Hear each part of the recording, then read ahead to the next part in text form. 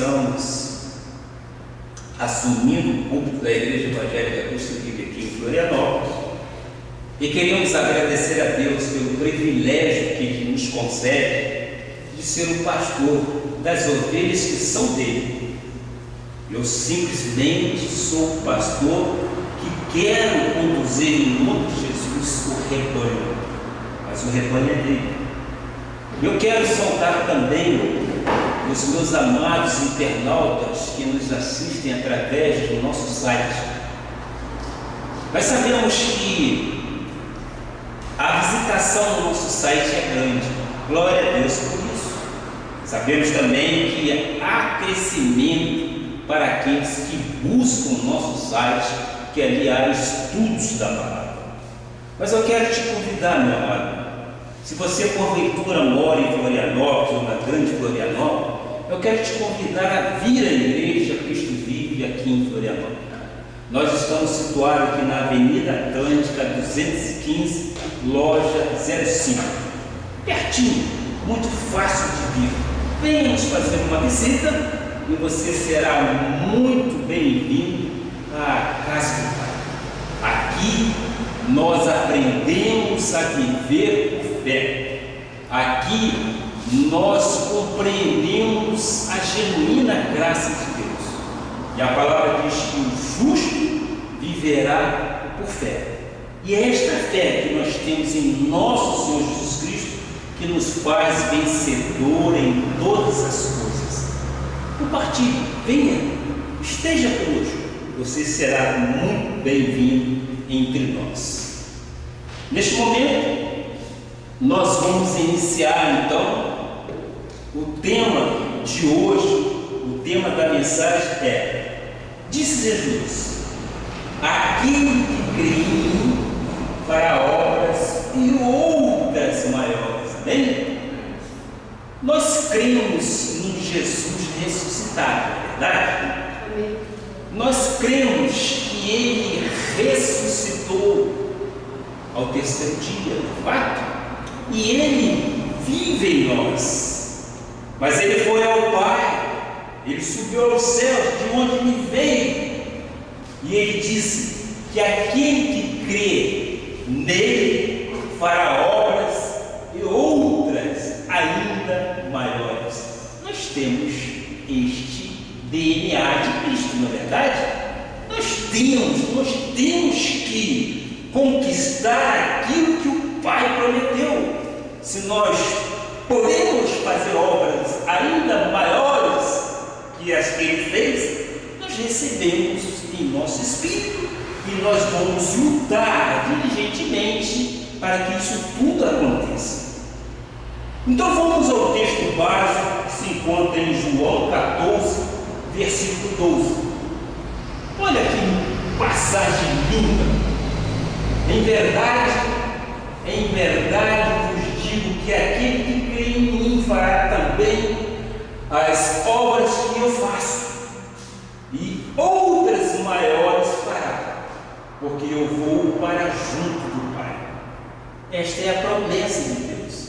Ele deixou para nós trabalhos inefáveis, não é isso? Para que nós possamos fazer obras ainda maiores daquele que Ele fez na terra. Ele foi ao Pai, Ele subiu aos céus.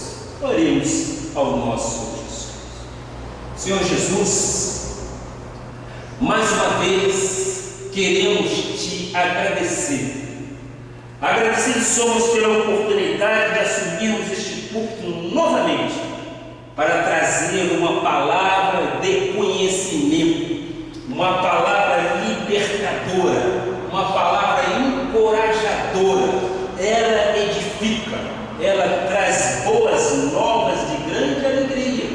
E Tu disseste, meu Pai, que faremos obras, sim, obras ainda maiores daquelas que o Senhor fez. Assim nós cremos e recebemos em nosso espírito.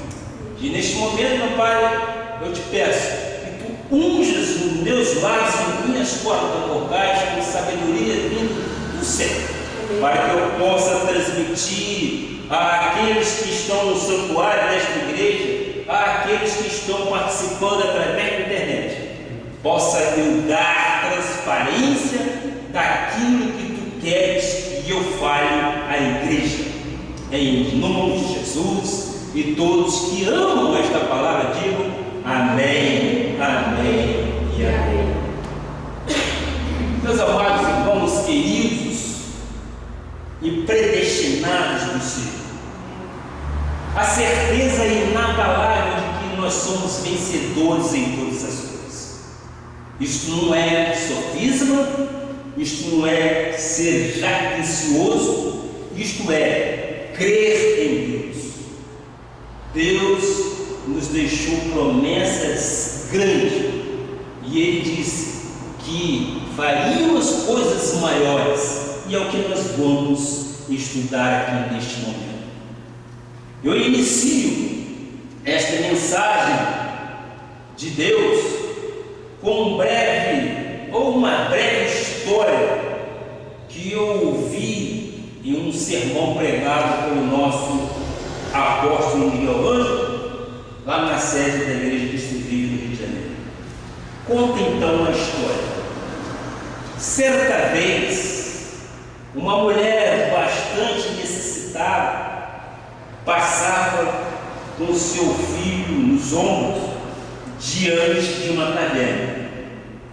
De repente, ela ouviu uma voz de dentro dessa caverna dizendo: mulher, entra e recolhe tudo que puderes, mas não te esqueças do principal. Ela ficou assustada, se colocou à beira da caverna, entrou e se deparou com o quê? Com joias, com pedras preciosas, barra de ouro, enfim, se deparou com muita riqueza. E aquela mesma voz voltou e disse: quando a porta da caverna se fechar, não poderás entrar de novo. Aproveita o que puderes, mas não te esqueças do principal. O que era o principal? Era o seu filho.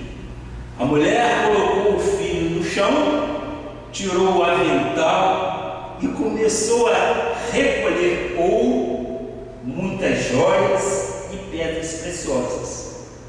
De repente, a voz lhe disse: o tempo está se esgotando, saia correndo porque a porta vai se fechar.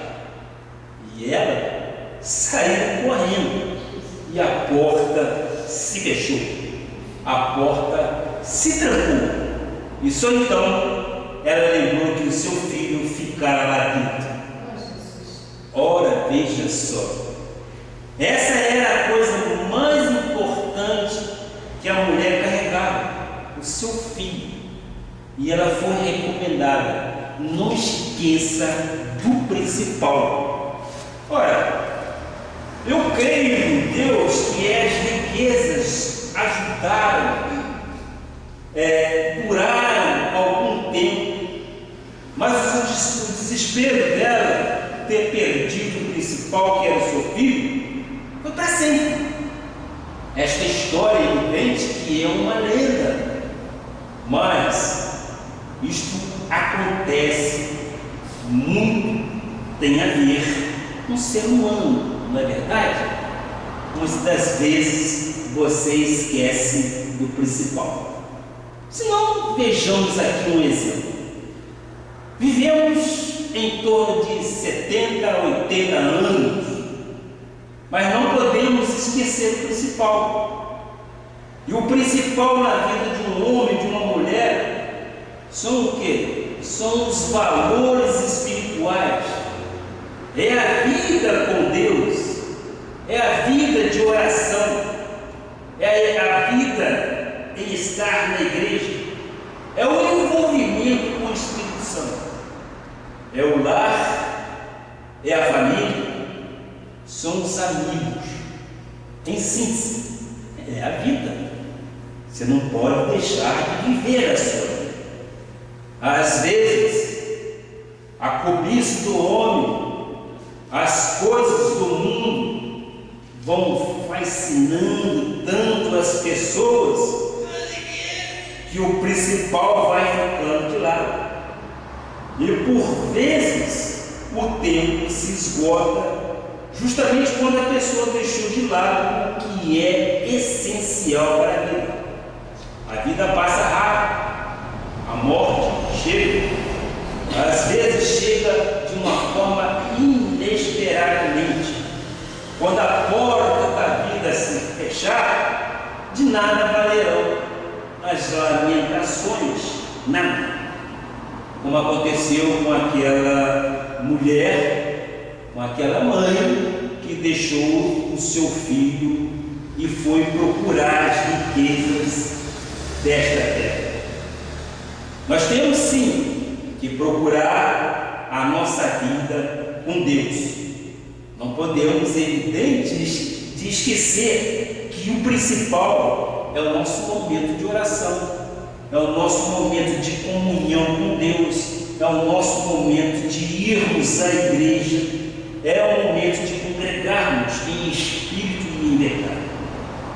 Amado, eu preciso te alertar para cuidares do principal, que é a tua vida com Deus.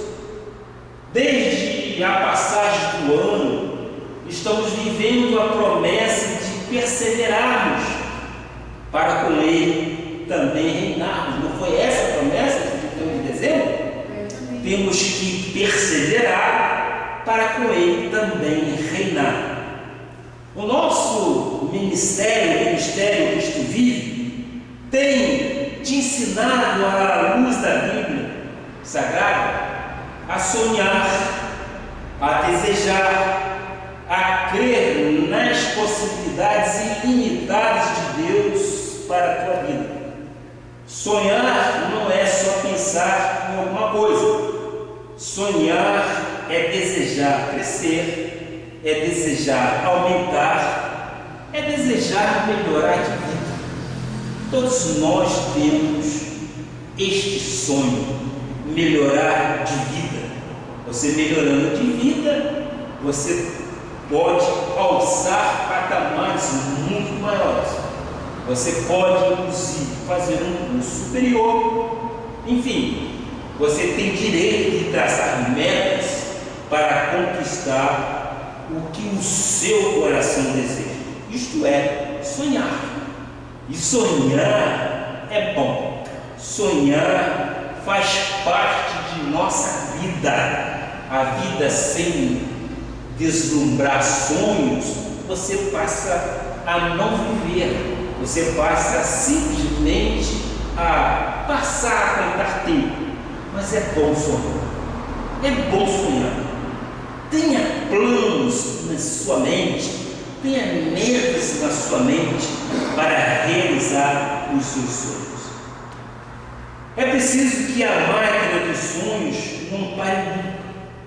É preciso que continue. Às vezes ela pode dar uma travada, às vezes ela pode dar uma parada, mas eu quero te mostrar como lubrificar a tua máquina dos sonhos para ela não emperrar, para ela não parar. Deus me deu uma coisa muito importante e eu o louvo a cada dia por isso, que eu entusiasmo pela vida que eu tenho. Eu sou assim e quero continuar assim. Eu quero ter um entusiasmo, ainda que eu tenha 90 anos de idade. Ainda hoje a minha esposa ligou para o meu tio com 94 anos, mas cheio de entusiasmo. Que coisa mais linda! Eu acho isso muito bom. Enquanto você respirar, enquanto você tiver vida nesta terra, você tem que abraçar aquilo que é de melhor, a vida com Deus. E assim nós podemos viver de uma maneira suave nesta terra. Eu digo isso, inclusive, pela experiência que eu tenho. Conforme eu já disse à igreja algumas outras vezes, Deus já me livrou por várias vezes do laço do passarinheiro, tentativa de sequestro, uma hemorragia esofagínea e muitos outros livramentos do tipo. Tu tens que saber que as coisas grandiosas jamais foram realizadas sem entusiasmo, não é verdade?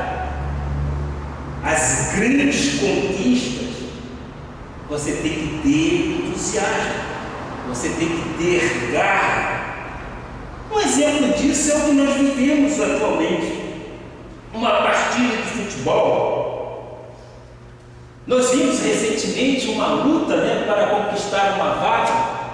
As pessoas lutando no campo de batalha, por que não dizer assim, até os 118 minutos, ou seja, jogo normal, depois a prorrogação, nos 118 minutos depois, quem fez aquele gol? Aquele gol, se não tivesse entusiasmo, não faria. Se fossem apáticos, não venceriam.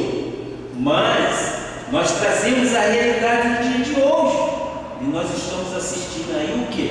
A luta pela classificação, e tem que ter entusiasmo. E nós vimos a nossa seleção depois do acontecimento que teve com o nosso Neymar, que fraturou aí a terceira vértebra. Ora, parece que a seleção levou um ânimo dobrado. Vão jogar por ele e vão jogar por si e por 200 milhões. Eu acredito então que a vitória é nossa. Por quê? Porque há entusiasmo, há motivação para que você seja entusiasta. Amados, todos nós precisamos de alguém que nos faça fazer tudo aquilo que somos capazes de fazer. E eu me proponho a te fazer realizar tudo aquilo que é capaz de fazer. O grande cientista Albert Einstein dizia: a mente que se abre para novas ideias jamais volta a ter o seu tamanho original. Se abrires as ideias que o teu bispo te expõe, jamais voltarás a teu estado original. Eu descobri que ao longo destes 28 anos de conhecimento da graça de Deus, crescendo em conhecer cada vez mais o ressuscitado, eu aprendi que muitas pessoas têm falta de confiança em si própria.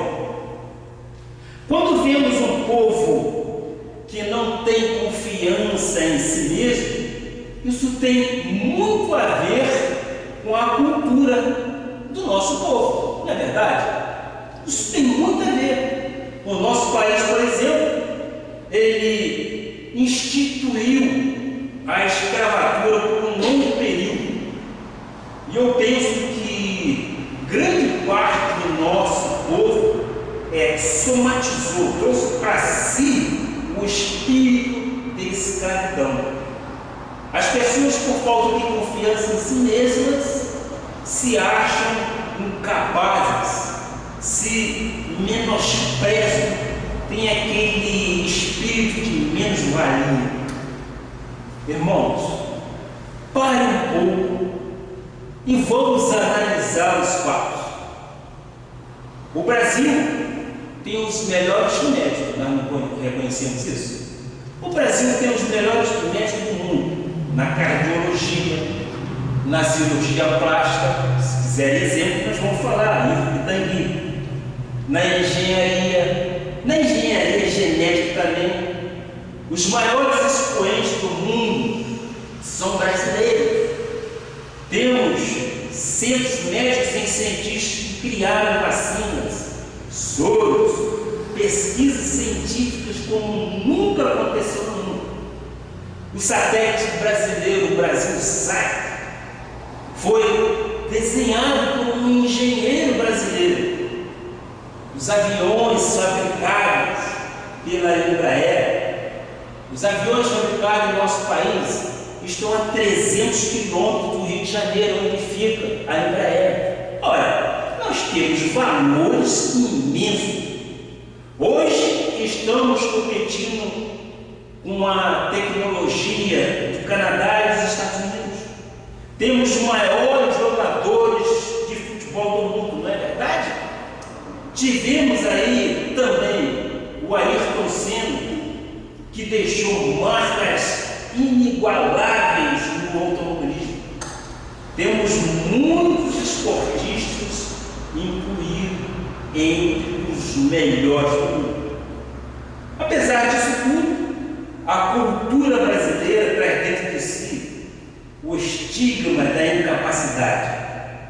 Muitos no Brasil não têm sequer o orgulho de ser brasileiro. E sabe o que a nossa cultura faz? Quando alguém diz que é brasileiro, diz logo ser vaidoso. Quando alguém diz ser bem-sucedido, diz que aquilo não veio de forma honesta. Tem sempre uma preocupação ou uma desculpa. Ora, eu creio que o nosso Deus nos fez ricos, e eu creio que a abolição da escravatura se deu em 13 de maio de 1988. Esses estigmas que carregávamos antes, nós não podemos carregar mais. Cristo nos valoriza, Cristo nos deu forma nova de vivermos em novidade de vida, e nós temos que ver o melhor para nós. Nós temos que crer na palavra.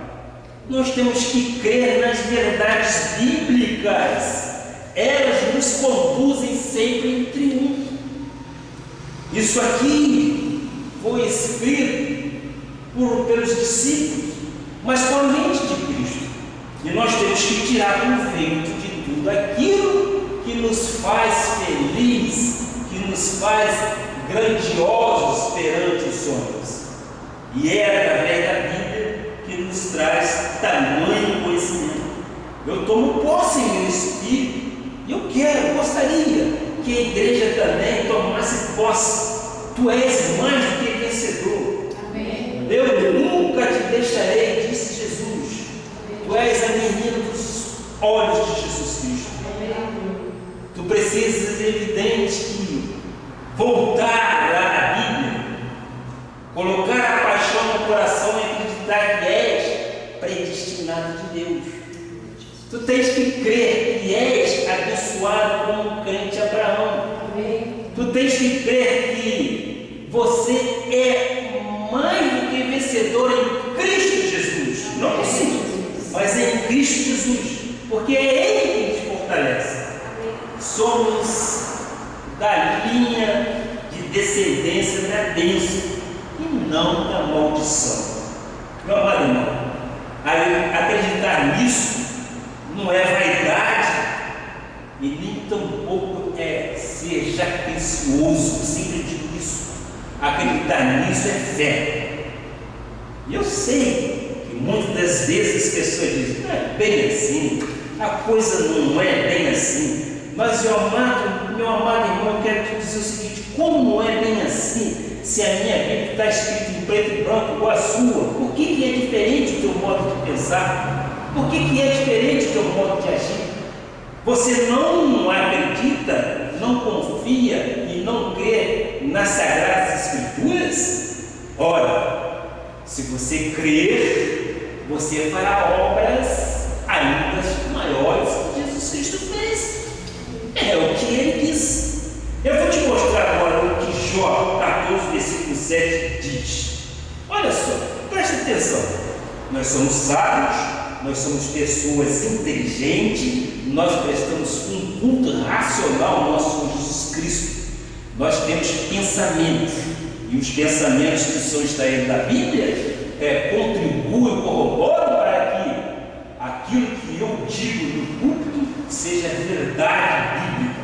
Veja só o que Jó diz: porque há esperança aliança para a árvore, pois mesmo cortada ainda se renovará, e não cessarão os seus rebentos.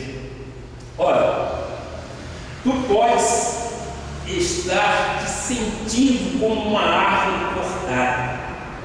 Cortaram-te as esperanças, cortaram-te os sonhos, as habilidades, os desejos, mas tu vais dar rebento. E diz a promessa no versículo 8 e 9: se envelhecer na terra a sua raiz, disse que nós podíamos viver 70, 80, 90 anos. Se envelhecer na terra a sua raiz, e no chão morrer o seu tronco, ao cheiro das águas brotará e dará ramos como a planta nova. Deus vai te fazer brotar, meu irmão. Creia, Deus vai te fazer renovar as tuas forças, ainda que você seja um ancião, uma anciã. Deus vai te fazer crescer. Tu sabe quais as águas que estão cheirando na tua vida? A palavra de Deus diz que ao cheiro das águas brotará e dará ramos como uma planta nova, ou seja, uma nova planta surgindo. Tu pode ser um tronco cortado, um tronco queimado, envelhecido, não importa. Ao cheiro das águas vai nascer uma planta nova. Tu tens que crer nisso, meu amado. Crês nisso, farás obras ainda maiores.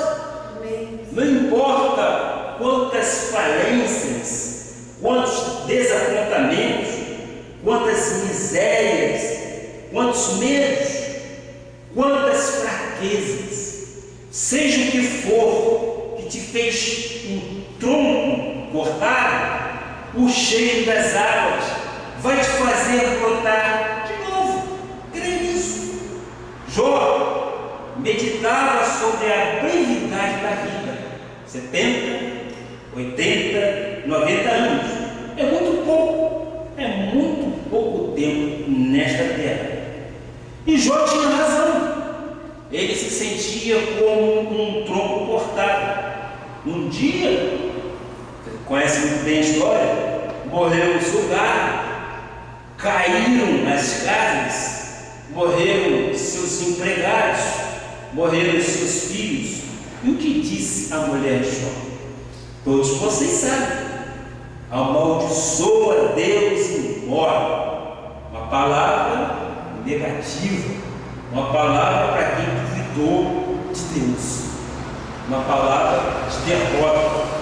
E diz assim Jó no versículo 42, versículo 2. Jó, capítulo 42, versículo 2. Olha só.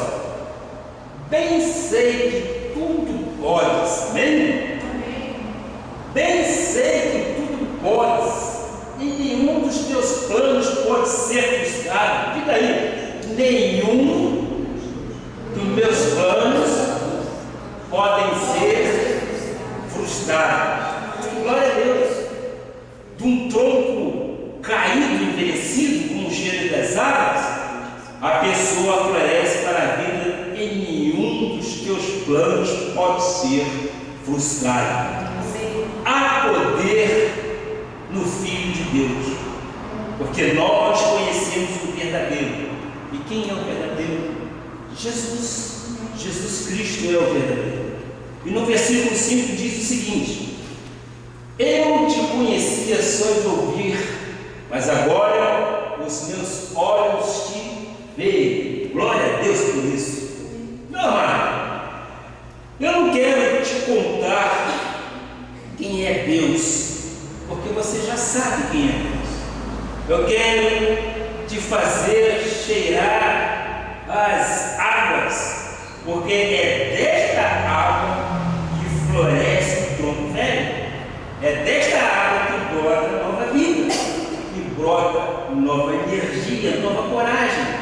É desta água que você vai reagir às intempéries da vida. Sai, meu amado irmão, da desmotivação.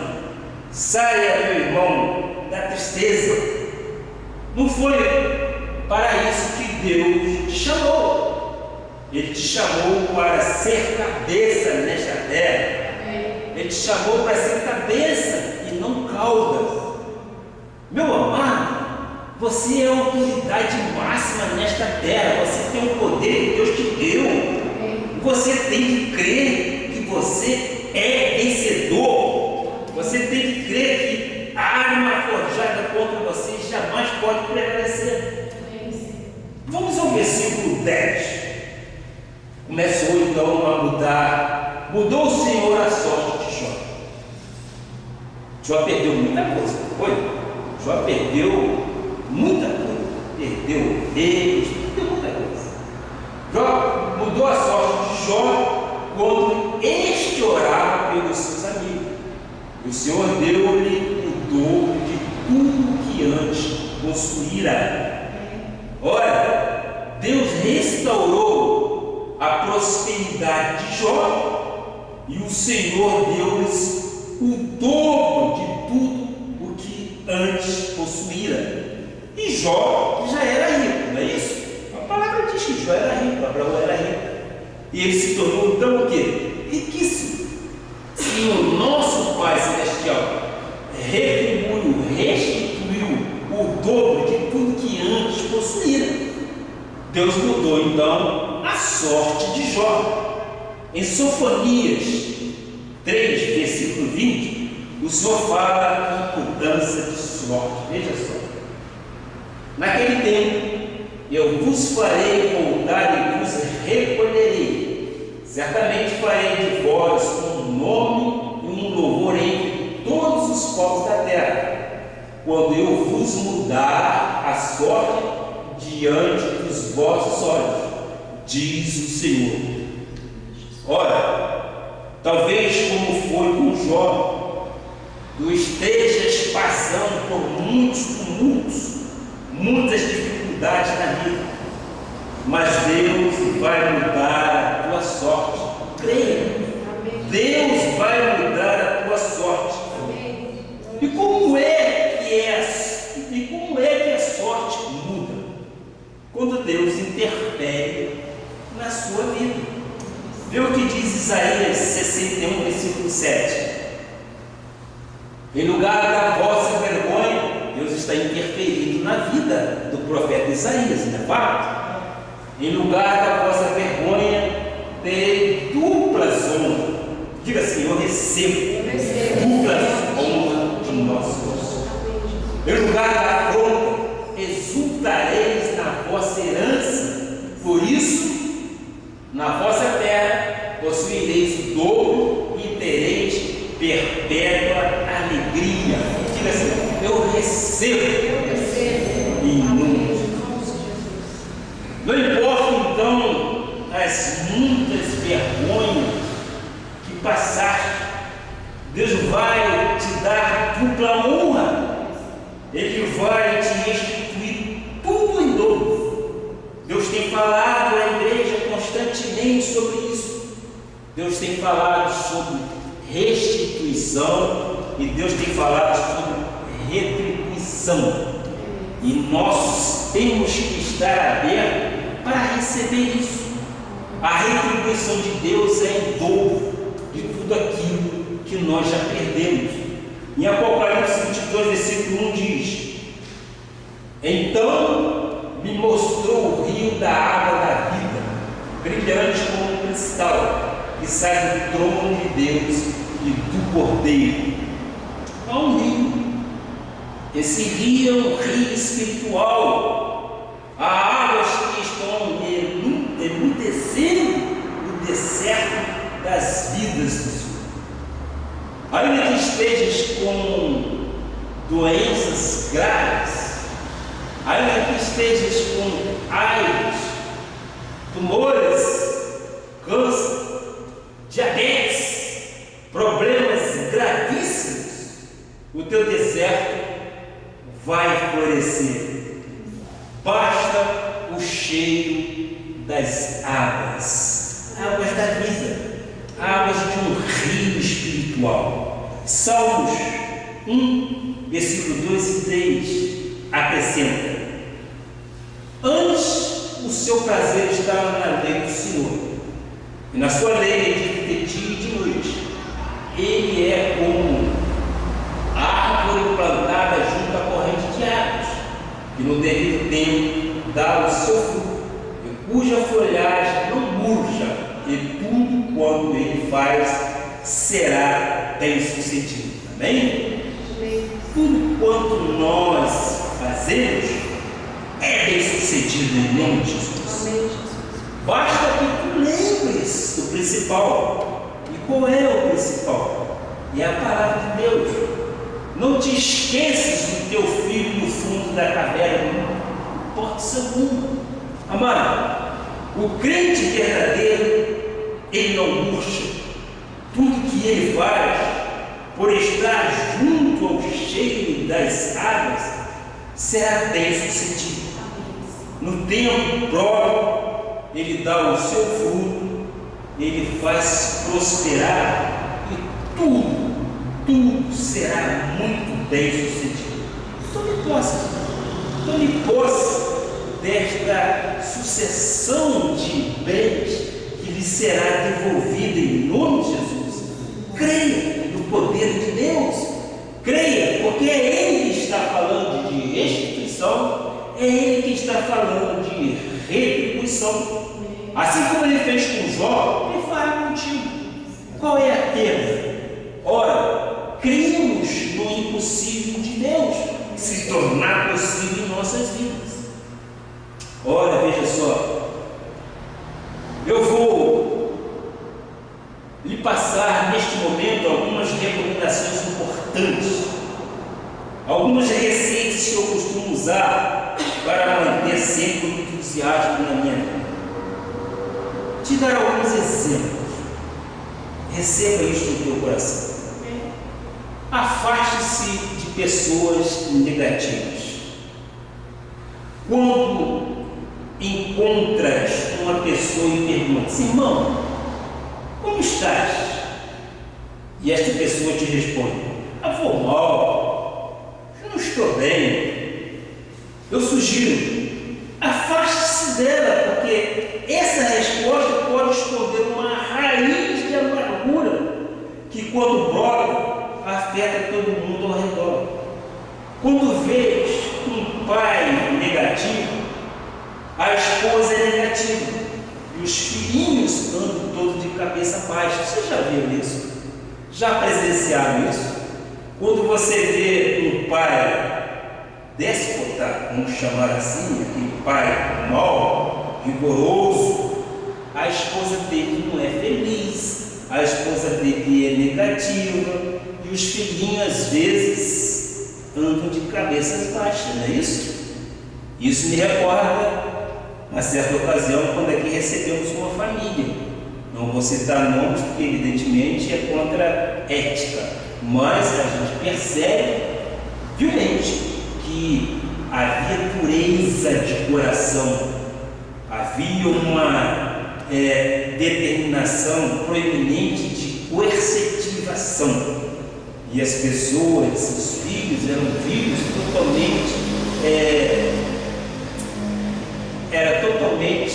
cabisbaixo, não tinham valores, porque o pai não tinha. Então, a minha sugestão: afaste de pessoas negativas. Nós queremos ver as coisas crescendo, nós queremos ver as coisas enaltecendo. Há quem diga: ele pensa assim porque ele vive numa outra vida, num outro mundo. Eu vivo num mundo cristão.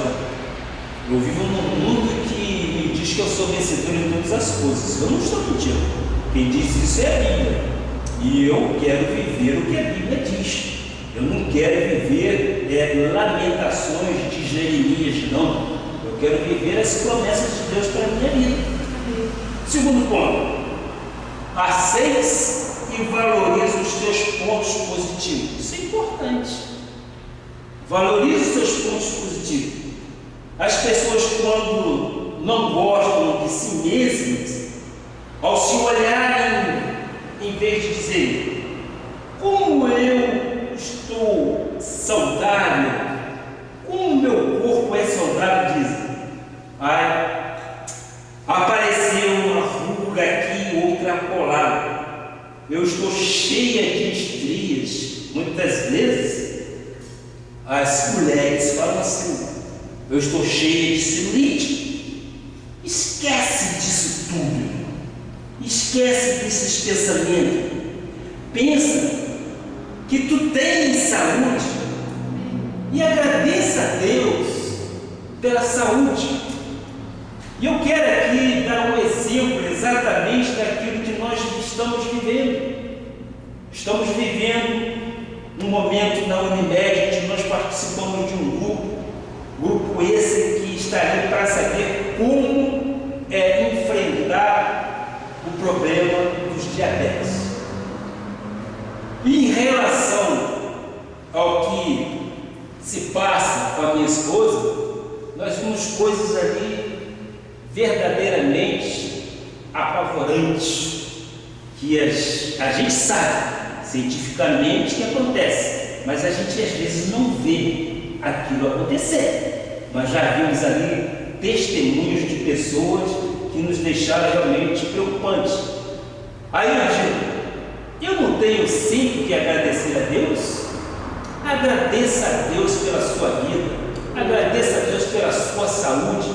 Você é vencedor em Cristo Jesus. Amém. Creia. A mentira é que às vezes venha o seu pensamento, o seu coração a querer instalar isso em você. Cultive então a alegria. Olhe-te no espelho e sorria para ti mesmo. O coração alegre aformoseia o rosto, não é isso que diz a palavra? O coração alegre aformoseia o rosto. E o grande sábio Salomão já dizia isso em Provérbios 15, versículo 13. Veja só: o coração alegre aformoseia o rosto, ou seja, deixa um rosto brilhante, um rosto bonito, um rosto alegre. Mas com a tristeza do coração, o espírito descai, se abate. Não deixe isso acontecer contigo. Você tem razão grandes para saber que Deus tem cuidado de você e que Deus tem te livrado de muitas coisas ou de muitas situações. Um outro fato que eu acho importante: você deve iluminar sempre a tua casa. A escuridão traz depressão, não é fato? Aquilo tudo numa penumbra traz depressão. Tem gente que gosta de pintar a casa de vermelho, de preto, azul marinho, de roxo, não é? Isso daí traz alegria. E eu sugiro: não faça isso. Nós não podemos fazer isso. E eu conheço pessoas que pintam seus quartos de roxo. Olha que coisa triste. Isso só pode trazer depressão. Isso só pode trazer dependência do inimigo. Porque o crente gosta de quê? De casa iluminada, luz forte, janelas abertas, bem ventiladas, não é fato? Porque Deus ama a clareza, não é verdade? Deus ama a clareza. Deus quer ver as janelas abertas. Deus quer ver a luz forte. Senão, tu tens depressão dentro de casa. Eu conheço pessoas deprimidas que pintam o seu quarto de roxo. Isso não é a nossa filosofia. Ser sempre pronto a colaborar com tudo. Ser pronto, esteja preparado para ser colaborador. Aqui, nesta igreja, nós temos grandes colaboradores e grandes colaboradoras, pois o próprio Jesus Cristo não veio para ser servido, mas para servir, não é fato? Nós temos que ser cooperadores da obra. Nós temos que fazer isso por amor ao nosso Senhor Jesus Cristo. Outro, faz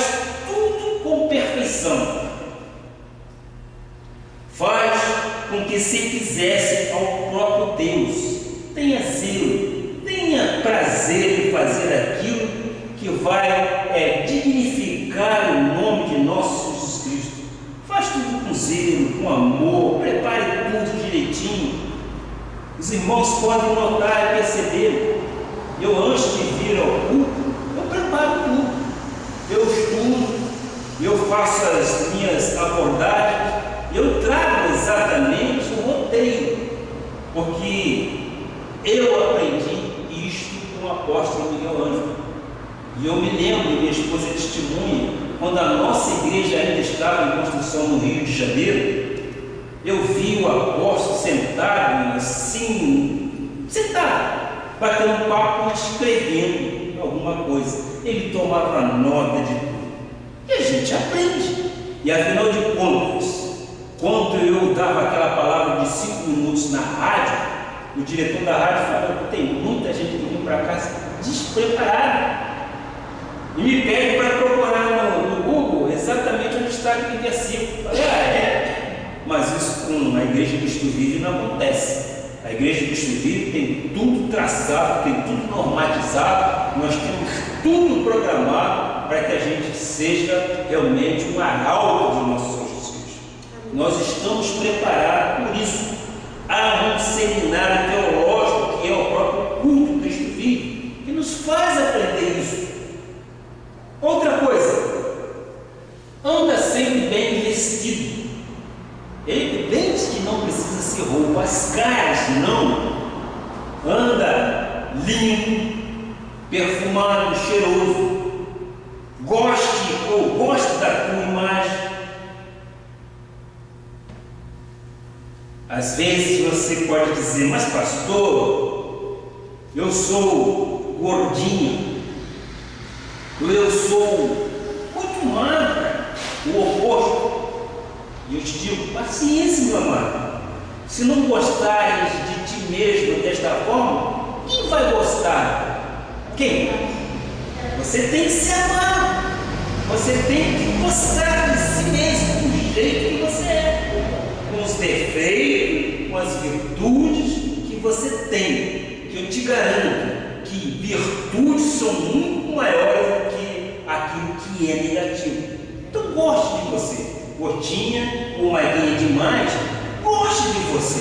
Isso é importante para que você esteja sempre sorrindo, formazeiro o rosto. É muito bom você ver o irmão feliz, o irmão contente. Outra coisa é agir logo e não deixar para amanhã. Comece hoje, é urgente.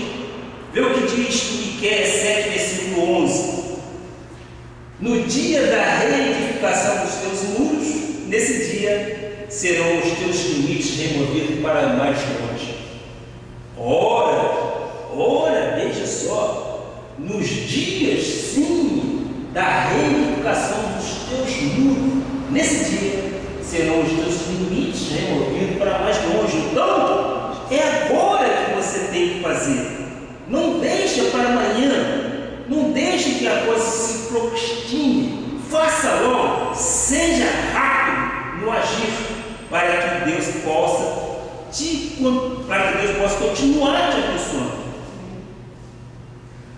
Mas bispo, você me volta a perguntar: e se essas profecias que o Senhor tem dito não se cumprirem? Diz o livro de Número 23, 19 e 20. Está aí a resposta. Números 23, 19 e 20.